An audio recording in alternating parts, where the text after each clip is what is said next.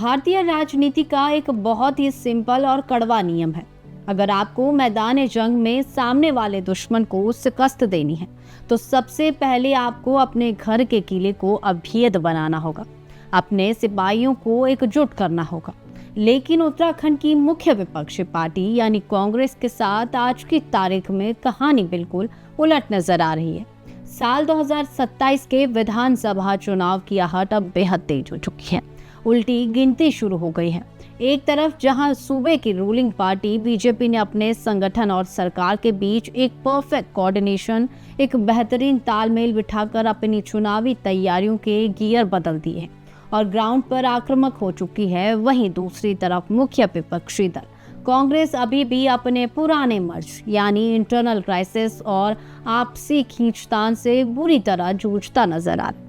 पिथौरागढ़ में जो कुछ भी हुआ उसने साफ कर दिया है कि कांग्रेस के लिए परिवर्तन संकल्प से कहीं ज्यादा भारी उसकी अपनी आंतरिक जंग पड़ रही है।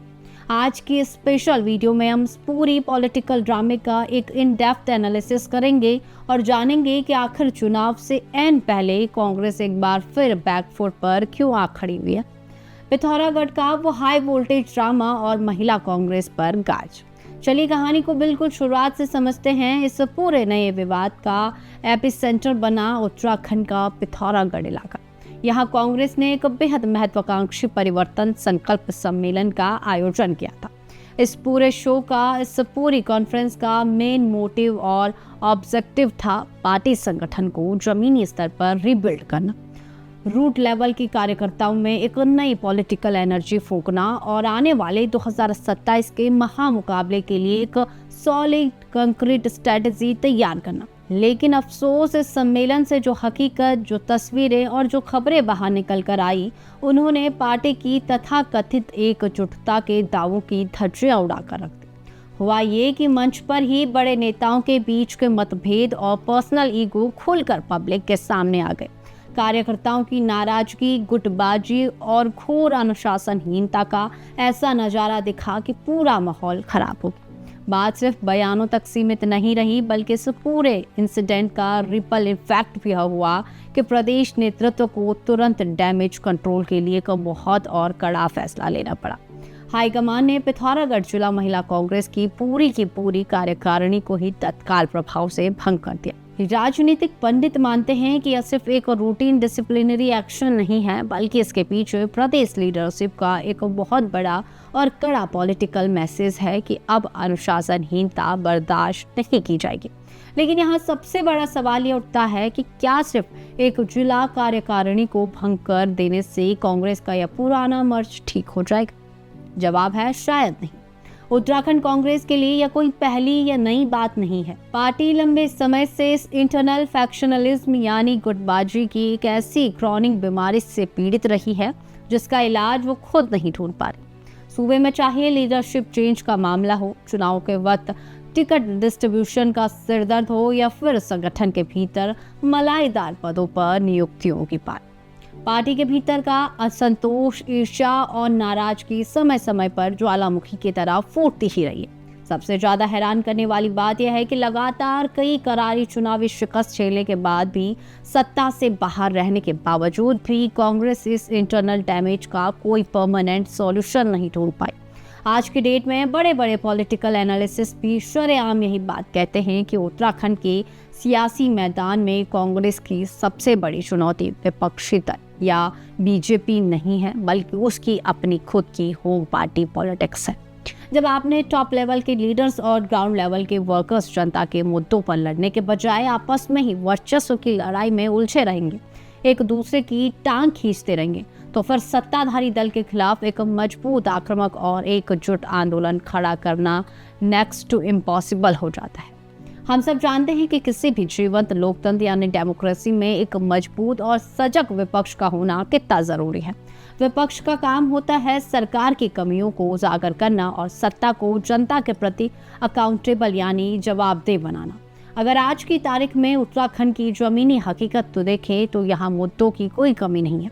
सूबे में बेरोजगारी का ग्राफ, पहाड़ों से होता लगातार भारी पलायन, गांव में खस्ता हाल स्वास्थ्य सुविधाएं, बदहाल शिक्षा व्यवस्था और आम आदमी की कमर तोड़ती महंगाई जैसे अनगिनत ऐसे जेन्युइन और बर्निंग इश्यूज हैं जिन पर सरकार को पूरी तरह से बैकफुट पर धकेला जा सकता है, घेरा जा सकता है। लेकिन कड़वा और नग्न सच ये है कि अगर मेन अपोजिशन पार्टी की पूरी एनर्जी, उनका पूरा टाइम, रिसोर्सेज अपने ही घरेलू झगड़ों को निपटाने में, पैचअप करने में और रूठे हुए नेताओं को वापस से मनाने में, एडजस्ट करने में ये सब निकल जाए तो फिर पब्लिक इंटरेस्ट के ये बड़े और गंभीर मुद्दे अपने आप ठंडे बस्ते में चले जाते हैं। यही सबसे बड़ी वजह है कि कांग्रेस तमाम कोशिशों के बाद भी सरकार के खिलाफ कोई ऐसा बड़ा और परमानेंट जन आंदोलन खड़ा करने में पूरी तरह फेल साबित हो रही है, जिसकी उम्मीद एक सजग विपक्ष से की जाती है। और जब जनता यह देखती है कि जो पार्टी खुद अपने कुनबे को, अपने संगठन को एक धागे में पिरोकर रखने के लिए हर रोज स्ट्रगल कर रही है, वो राज्य को क्या संभालेंगे, तो जनता का भरोसा भी डगमगाने लगता है, उनकी क्रेडिबिलिटी पर सवाल उठने लगते हैं। तो लबोलुआब ये है कि केवल ऊपर से कार्रवाई कर देना या किसी भी एक धड़े को सस्पेंड कर देने से इस गहरी धंसी बीमारी का परमानेंट इलाज होने वाला नहीं। जब तक कांग्रेस के थिंक टैंक और बड़े नेताओं के भीतर ओपन कम्युनिकेशन, प्रॉपर कोऑर्डिनेशन और सबसे जरूरी कलेक्टिव लीडरशिप यानी सामूहिक नेतृत्व की सच्ची भावना डेवलप नहीं होगी, तब तक यह गुटबाजी का जिन हर 3-4 महीने में किसी न किसी मंच पर इसी तरह नंगा नाच करता रहेगा। साल 2027 का उत्तराखंड विधानसभा चुनाव कांग्रेस के लिए कोई आम चुनाव या महज सत्ता हासिल करने का जरिया नहीं है। यह पार्टी के अस्तित्व और उसके पुनरुत्थान का आखिरी और अल्टीमेटम मौका है।